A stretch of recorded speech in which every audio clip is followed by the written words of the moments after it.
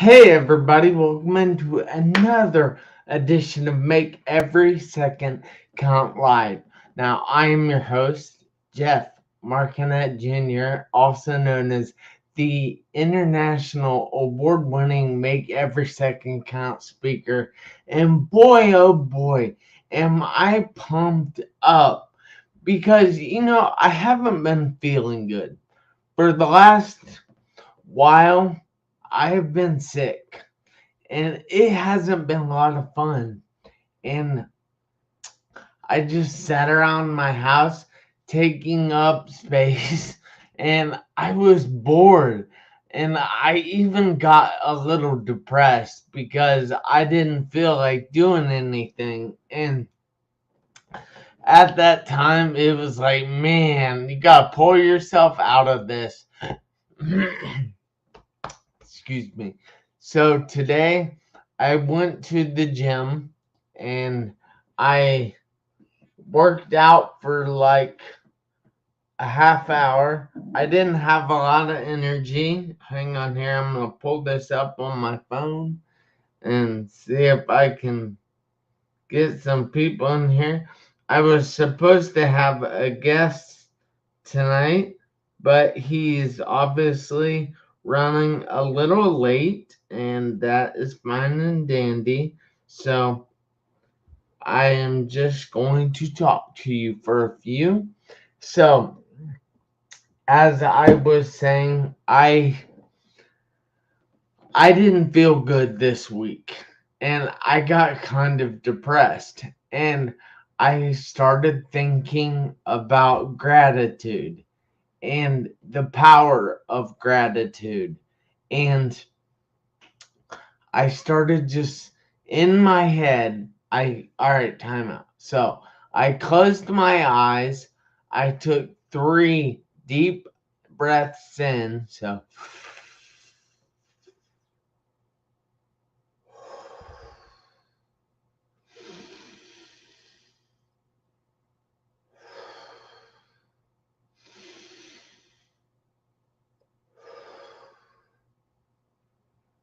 and I tried to name all the people in my life that I'm thankful are in my life. And it was funny. Excuse me. But as I did that, I kept thinking of more and more people. And it's so strange because when you look for something like that, you will often see more of that kind of thing. So, oh, geez, I got some issues tonight. Hi, Walt. It's good to see you tonight. Hope you're feeling all right. So, oh, geez, excuse me. Sorry. So, as I got to noticing more and more things, I noticed that my mood was starting to improve, and my level of depression, my level of sadness, however you want to call it, was becoming less and less. And as I did that more and more, I started noticing it going away. And then I decided to do my affirmations. Now, my affirmations aren't like most people's. Most people try to keep them very detailed in things.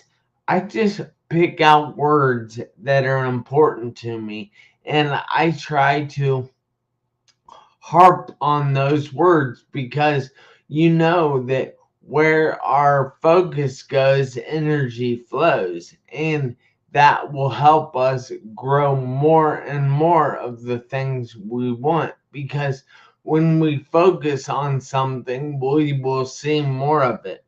I think it is Dr. Wayne Dyer says, when you change the way you look at things, the things around you will change. And that is very true. I was on a show last night and we were talking a little bit about your beginnings do not determine your future. And then I saw a video today of the person that I'm supposed to have on here tonight, and he was talking about his beginnings, his humble beginnings in life, saying that his parents were both struggling drug addicts, and he just struggled in early life. And I understand there are a lot of people like that. But you see, if he can go down and pull himself up after he went through what he went through, if I can go down and pull myself up after a severe car accident, after being told I would never walk, I would never talk again, and I pulled myself up, it's possible for each and every one of you to do the same. But with no further ado, I would like to bring to the stage Arkevious. Hey, Arkevious. What's going on, champ? How you feeling? Oh, I am fantastic. How are I, you? man, I'm great. I do apologize for the delay. Just got caught up with some time doing some other things and No finally made it. problem. Yeah, I Awesome. Yeah. see you're ready for St. Patrick's Day. Hey man, listen, somebody got to be. Yeah, Somebody well, I have my shirt ready. You got yours? I know you're gonna Yeah. enjoy it. Oh yeah. Trust me, I'm gonna enjoy it. Well, all right. So Friday night is the typical night I go out drinking. Uh-huh. Because I cut that down from when I used to drink 7 nights a week. Okay. And Oh, very a lot. That's a lot. yeah, and now I drink just one, maybe 2 nights a week. Yeah. And I'm really proud of myself for that. But Small step. so when St. Patrick's Day comes around, and I'm a little bit Irish actually. Really? Anyways, I don't have to lie about that. So it's a good thing when I get 2 or 3 reasons to go out and celebrate, and I celebrate enough because of the fact that I am alive, and I just love every moment of every day. So I gotta ask you, Arkevious, can Uh-huh. you go ahead and introduce yourself? Tell everybody a little bit about yourself, what you do, and more importantly, why you do what you do. Absolutely, man. Again, I'm Arkevious Armstrong. I am a transformative life coach and mindset coach, author, speaker, community and youth advocate. I am also a behavior health counselor who focus on young people, youth in general, where we are focused on getting them the assistance and help they need to, far as placement as foster care and group homes. But again, without further ado, man, I think I'm one of the people who, when it comes to shooting out accolades about who I am, I tend, for some reason, lose track of words because I'm not very good at that. And the reason why is mainly because I always tell people you get lost in when people start saying all the things that they do and stuff like that. But man, I'm just a God-fearing man doing the work of the Lord, but at the same time, you know what I mean, just empowering people and inspiring people to tap into their greatness, to go to the next level. And so I've helped so many people. I've helped thousands of people as far as like transitioning the way they think, the way they process things, etc. So, but again, brother, I just appreciate you because I met you at the BY. Was it Brain B B? I can never say the BTBY. B. I hope Terrence and Becoming the best you can be, overcoming challenges, I which can say is that coming though. to Kansas City in August. So Right. y'all better check that out. Don't Absolutely. be missing out. Check it Check it out. out. Absolutely. Yeah. But I met you there, Jeff, and one of the things that I feel like your podcast title says, you know what I'm saying, make every second count, make every moment count, and just live in a moment. I just feel like, you had life almost taken away from you, and I just feel like you just really make every moment, every encounter that you have with people count, man. So I appreciate you too, brother. Thank you. I would like to say hi to Ben Bruce, who's watching us from Lagos, Nigeria. So Okay. this Okay. is an international show. All I right. know All there's right. some other people on here, but I can't shout them out because my phone doesn't tell me who they are. But I just think it's completely amazing Mm-hmm. that I met you and you're here now. Mm-hmm. Mm-hmm. And that's just weird to me. They say there's what 7 degrees of separation in the world. Oh wow. Never heard that. I don't know. Well, I believe that's true. That's what they say. But the our paths have crossed, Mm-hmm. and I enjoy that. I Mm-hmm. think that in itself can add value to the world just by us combining forces. And Absolutely. I definitely thank you for coming on my show tonight because Hey, it's amazing. Jeff, I wouldn't have it no other way, brother. I wouldn't Well, have it no other way. thank you. Yes, sir. So I have entitled tonight's show, Your Uh-oh. Beginnings Do Not Determine Your Future. Good title, Jeff. Good And title. I know because I watched a few of your videos earlier today Okay. and I pay attention. Okay. So I know that you didn't have the best upbringing. You didn't Uh-huh. have the best beginnings. So Correct. can you tell everybody a little bit about your beginnings? Absolutely. It was very, very trying, very hard. It was a struggle. It wasn't easy.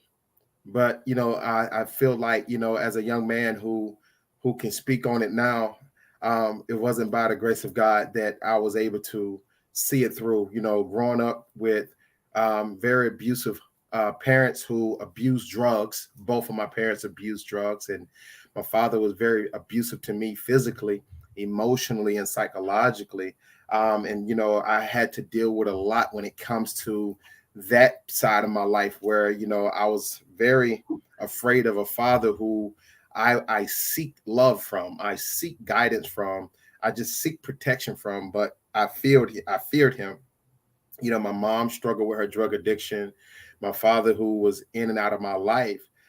So I had to go through the channels of the judicial system, from foster care, group homes, detention centers, training school, state prison, and federal prison before I was 25 years old.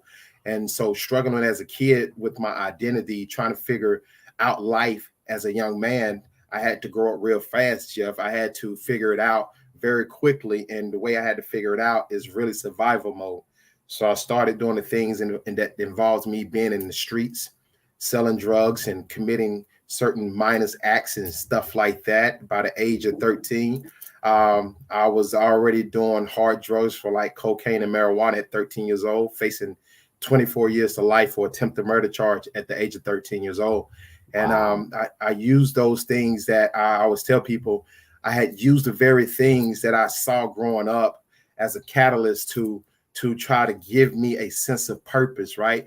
And so those things that I use as a catalyst to give me a sense of purpose was wanting to be respected and feared, just like my older brothers who sold drugs, who committed the crimes and had people afraid of them. So I wanted to follow the same footsteps. I wanted to do the same thing that I saw that was going on in my neighborhood, in my community on an everyday basis. So when we talk about the violence, when we talk about the drugs, I didn't only experience, I lived it, I saw it, I witnessed it, I was a part of it, and so those type of things had played a major role, a very major role on my life and the decisions that I made on what direction I wanted to go in life. So at 17, I got out because they kept me as a juvenile. They made a decision not to bound me over to adult court when I was 13 years old.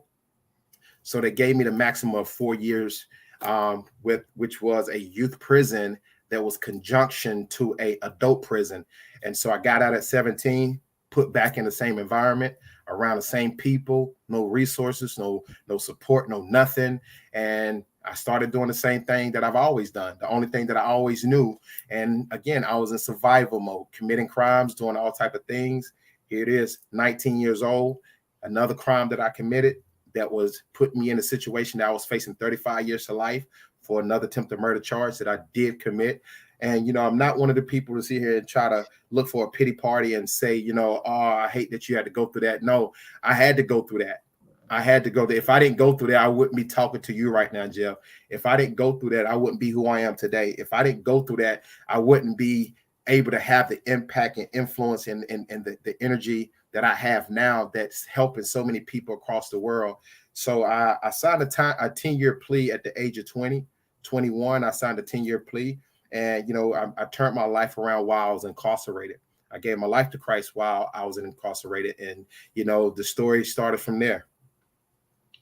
Yeah, wow, man. I'm really proud of you for doing what you have done, because you have really come out of some serious hardships. All day. And to be where you are now, that is admirable. Mm-hmm. So I have to ask, how exactly did you deal with having an abusive father, a drug addicted parents? How did you deal with that? I mean, is that something that still affects you to this day? And how does it affect you? Yeah, well, the way I dealt with it at that moment, I was ashamed of it. I was ashamed of the family that I came from. I was ashamed of the parents that I had. I was a little kid, and most people knew. Most people knew my parents did drugs. Most people knew that my mama did drugs because they saw my mom walking the streets all the time. So I had to deal with the acknowledgement of the fact that people knew who that mother was and the son was. And so the things that I was most embarrassed about is that, that people used to make fun of it. And so I created and developed a lot of pain, a lot of resentment towards my parents, but it was a lot of embarrassment that I walked around with. So I always would lash out with anger and frustration. And so the things that I felt like, the best way I dealt with it was really pretty much like with my father. I disowned him. Before he committed suicide in 2002, 2003. Yes, depression is real. And, he committed suicide, but I separated myself from him. I disowned him. And it wasn't until I was 36 years old when I finally forgave my own mom, because I had disowned her for so many years. But the fact that with me turning my life around and being on the platform that I have now, it actually inspired my mom to be 17 years clean from drugs. You know what I'm saying? To always acknowledge the fact that, I wasn't always the perfect person, even being on this platform of traveling around the world. But I was holding on to so much resentment. I was holding on to so much pain and hurt from her. Like my father, I got to let that go regardless, because I can never face that. I had to let it go anyway because it was to help me heal. And so it was hard for me to deal with it as a kid growing up, but I had to adapt to it. I had to pretty much normalize the situation, even though it wasn't normal. It wasn't normal that both of my parents did drugs and refused to raise their kids and be shuffled around from home to home or to system or facility to facility. That wasn't normal, but I had normalized it. I had to become so desensitized to the numbness that even though it was my reality, I didn't make it my reality. So I had buried it. I just put a Band-Aid over it. I just put the rug, I swept it up under the rug and I threw it in the closet, and I just wanted just to get rid of it. But I had to face it one way or another. I had to reface it. How exactly do you face something like that? I mean, there are a lot of people that go through things and they just push it down inside themselves and they leave it there. Mm-hmm. And how exactly did you face it? And was that beneficial to face it? It was very first and foremost, it was very beneficial to face the very things and the very people who hurt me. And the only way you can deal with it is facing it. I tell people the only way you deal with something if you face it head on.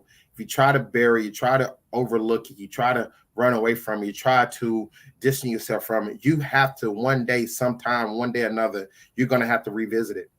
It might be a conversation. It might be the person that you end up running into. It might be somebody in your family that you can't, regardless of how much you try to avoid it, you're going to meet the person at the family function. You're going to meet them somewhere. You're going to bump into them at the store. And that one encounter, that one act is going to resurface. So you have to face it in order to forgive yourself from holding on to it. Because half of the time when people do something to you, they've moved on and went on with about their life. They don't even realize that it still affects you. Yeah. They really don't. And so you have to be the one say, listen, I want to either see the person, talk to the person, let them know that I want to let this go and let them know how I feel about it. Sometimes it's not an easy thing. Sometimes it is an easy thing. Depends on what the case may be. But I always tell people the best way to do it, you got to face it. It was hard for me to face my mom. It was hard because this was a person who gave birth to me. It wasn't hard for me because I was afraid to. It was hard for me because like I wanted to make sure that I was very sincere about forgiving her. Most people say they forgive somebody, but they hold bitterness in their heart. They hold resentment in their heart. You haven't forgave them. You just put a Band-Aid on it. You hear what I'm saying? Yeah. And that hatred is bad for you. Absolutely. Mm-hmm. It is. It causes a black cloud around you, or it encases your heart in blackness, and it's not good for you. Correct. Correct. One thing that I have noticed about this show, and I have been doing this show for over 5 years now, Awesome. Awesome. and I have noticed that people often try to blame their parents. Now, I'm not saying you're blaming your parents. That's not my thing at all. And they try to blame their circle of or their circle of people around them. And a lot of people don't understand that in life we might not get to choose our parents. We don't. Correct. But we can pick the people that are around us. Absolutely. I mean, if your parents don't support you, if your father beats you, if your girlfriend's parents don't support you, think you're a loser, what is keeping those people in your life? Correct. We can get rid of those people in your life, in our lives, because they are that kind of people that were in my life, and I've gotten rid of them. Right. And it's made my life so much better. So, do you have any suggestions for people out there dealing with something? Let's say depression, because I see that Ben Bruce said in the comments, depression sucks. Do you have any suggestions that might help people deal with depression somewhat? Yes, absolutely. And go back to what you're saying, like a lot of times that we don't realize like the things that we hold on to, we have control over it. Like there is a choice of where you can choose healing, you can choose forgiveness, and you can choose to let go and move on. That is a choice. Now, will it be easy? Most time it's not easy to do so. It's not easy to let go. Like you said, also, we don't choose our family, we don't choose our parents. We do choose what we allow to affect us. That's a choice. Everything in life is a choice, and depression, it does suck, but it's real. Depression is real, and it's the things that we allow to control us that we have control that we don't allow. We have that power to allow things to not affect us, opposed to things that we do allow to affect us. So anybody who's dealing with something, anybody who's going through something, Jeff, my best advice to them is to understand what good is it serving you in your life? What good if you hold on to it, good or bad? How would it affect you? I want to say that again. Whatever you're holding on to, I want you to think about this. What good does it serve in your life? And if you look at it in a point of it's causing me anxiety, depression, loss of sleep, bitterness, I'm angry, I'm pissed off all the time. I just want blood. I won't get back. I just can't let it go. If this is something that you're holding on to, and if it's causing you that, I think the best thing you have to look at is like, do I want happiness? Do I want peace? Do I want to forgive? Do I want to go on with my life? Do I want to live a purpose? I can't even say the word. A purposeful life. Do I want to live a life full of blessings? Do I want to forget? Like you got to look. That's weigh your options, and you understand something. One of them will cause death, depression, will cause sickness. The other one calls you to live a more purposeful life, a more blessed life. When I forgave my mom, I released the chains, the burdens, everything that was holding me down. So it's an option. Depression is real, but so is your decisions that you make every single day to what you allow to affect you or control you. You have the power to hold on or to let go. Exactly, man. So I've actually gotten into a debate with somebody because if you've ever seen my group on Facebook, it is called Make Every Second Count Movement. Mm-hmm. And if you give me just a second here, I'll read you my statement that I make in there, and I just want to ask you what you think about this, and I can't even think how to get to it now. But sorry, No, you this good. this wasn't planned for. I should have planned for this earlier, but I also want to say hi to William Fells, who we also met in St. Louis. Good brother, man. You guys definitely need to be at the next Becoming the Best You event. Mm-hmm. We are having one in St. Louis in August. Mm-hmm. I'm not sure of the exact dates off the top of my head, but we'll figure it out. Mm-hmm. All right, so here's the statement. It says, remember that you are in complete control of your life. And Uh-huh. that means that you are in complete control of your own happiness. Correct. So stop relying on others to make you happy. Take some responsibility and do it for yourself. The choice is yours. I believe in you. Mm-hmm. Now, the guy says that he doesn't believe that we are really in complete control.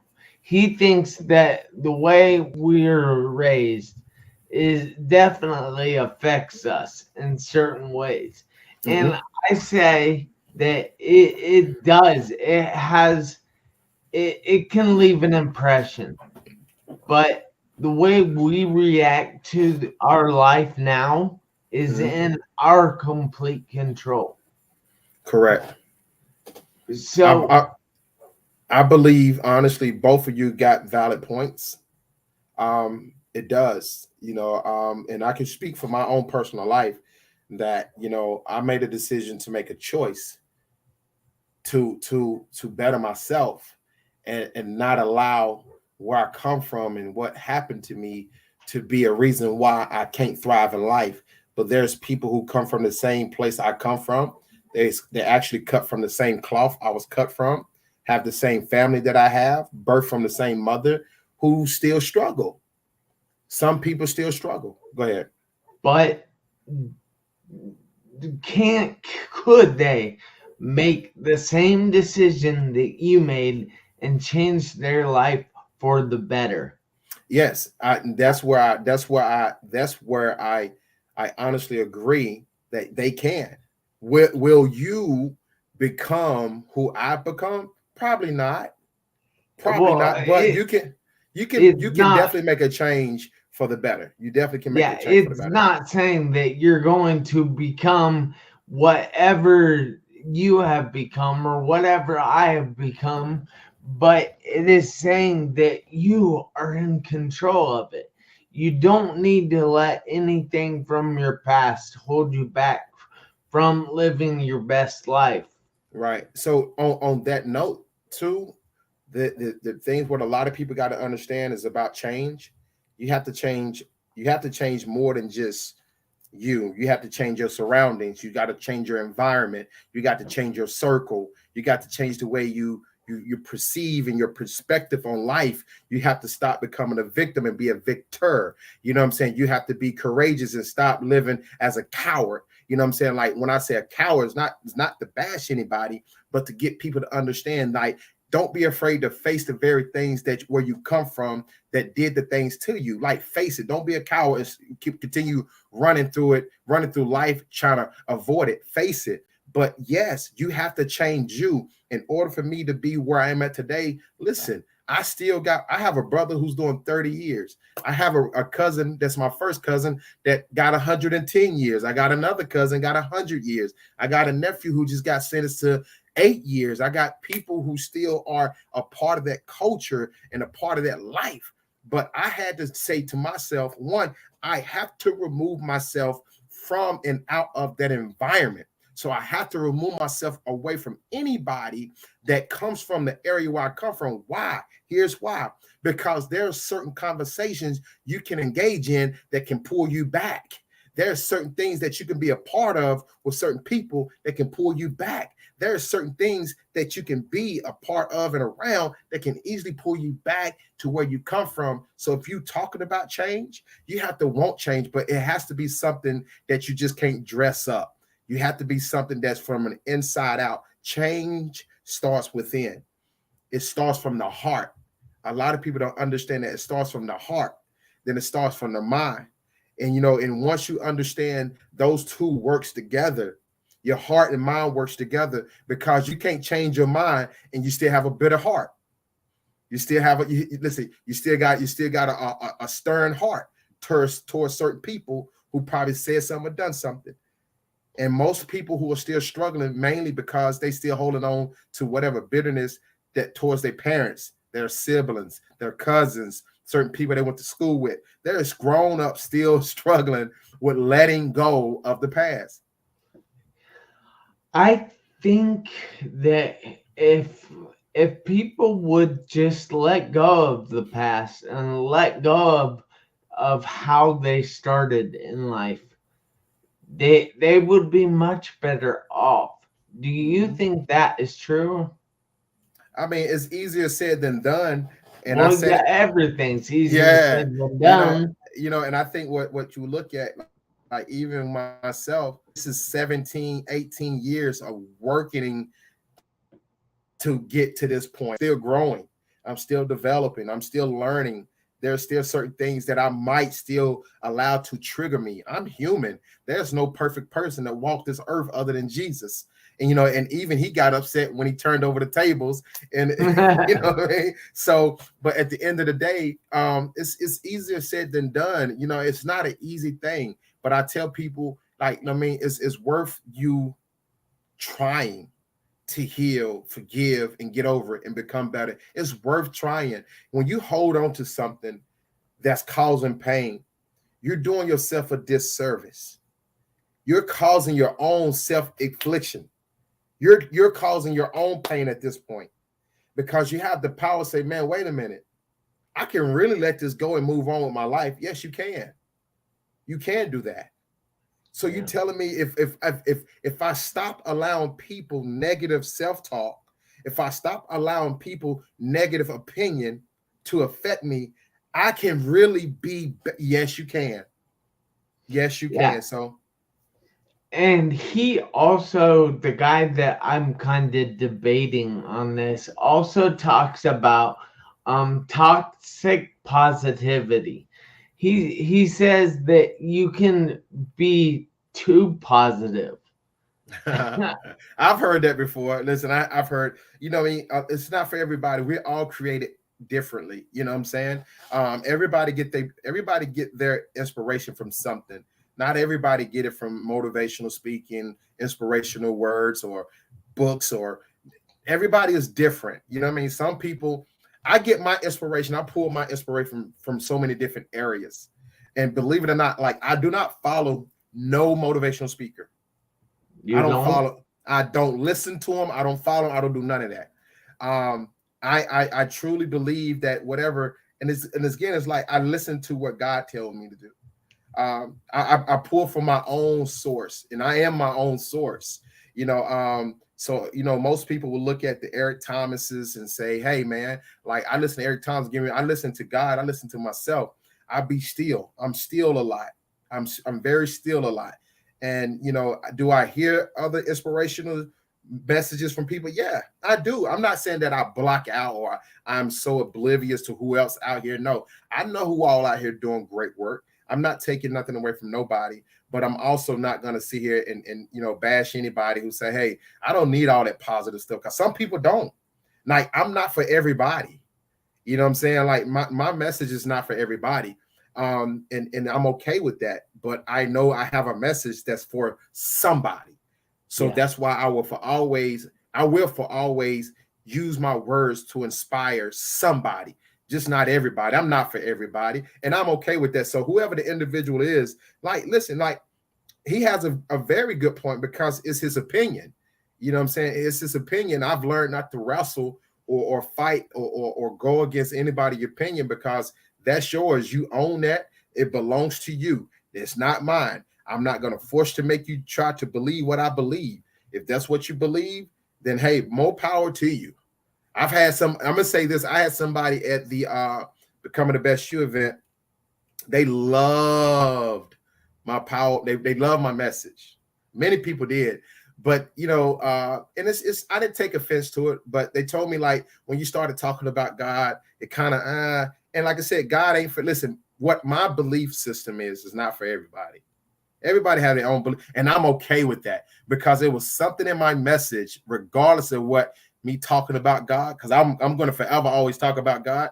But it was something else in my message that was for them, and they needed it. You know what I'm saying? And again, and I am forever grateful because if I believe in Jesus Christ is my personal Lord and Savior, somebody else might believe in Buddha. Somebody else might be a Muslim. Somebody else might be an atheist. Somebody else might not believe in nothing at all. And it's okay. It is okay. Yeah, that's so true. So, do you happen to have any contact information you would like anybody out there to have? How can they get a hold of you?